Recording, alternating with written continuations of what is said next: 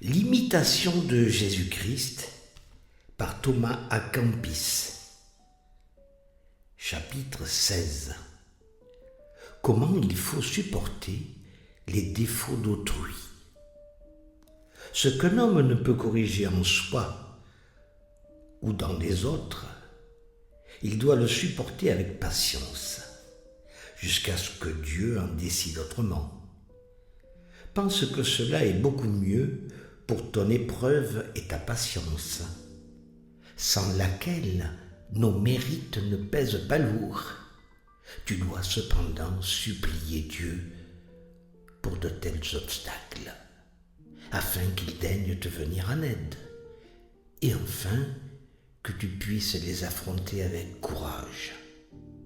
Si quelqu'un, après une ou deux admonitions, ne se rend pas à ton avis, ne discute pas avec lui, mais remets le tout à Dieu, pour que se fasse sa volonté et sa glorification dans tous ses serviteurs.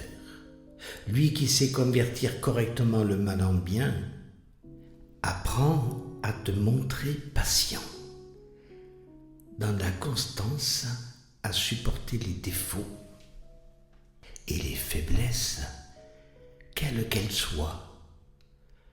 N'en as-tu pas de nombreux que les autres doivent supporter? Si tu ne peux pas te rendre toi-même tel que tu voudrais, comment pourrais-tu amener les autres selon ton plaisir? Volontiers, nous aimerions voir les autres parfaits, mais nous ne trouvons pas à nous corriger de nos propres défauts.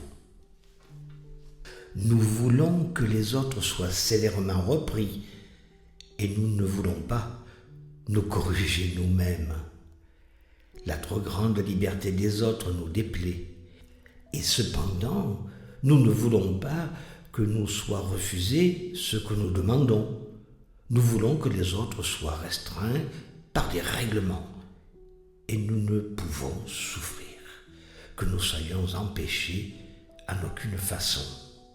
Ainsi donc, il est clair, il est bien rare que nous traitions notre prochain comme nous-mêmes. Si tous les hommes étaient parfaits, qu'aurions-nous alors à souffrir par les autres pour Dieu? Mais maintenant, Dieu a ainsi ordonné que nous apprenions à porter les fardeaux les uns des autres, parce que personne n'est sans défaut. Personne n'est sans charge, personne ne se suffit à soi-même, personne n'est assez sage pour soi. Mais il faut nous supporter mutuellement, nous consoler mutuellement, nous aider également, nous instruire et nous reprendre mutuellement. Rien ne fait mieux voir la vertu de quelqu'un que l'occasion de l'adversité. Car les occasions ne rendent pas l'homme fragile, mais elles le font paraître tel qu'il est.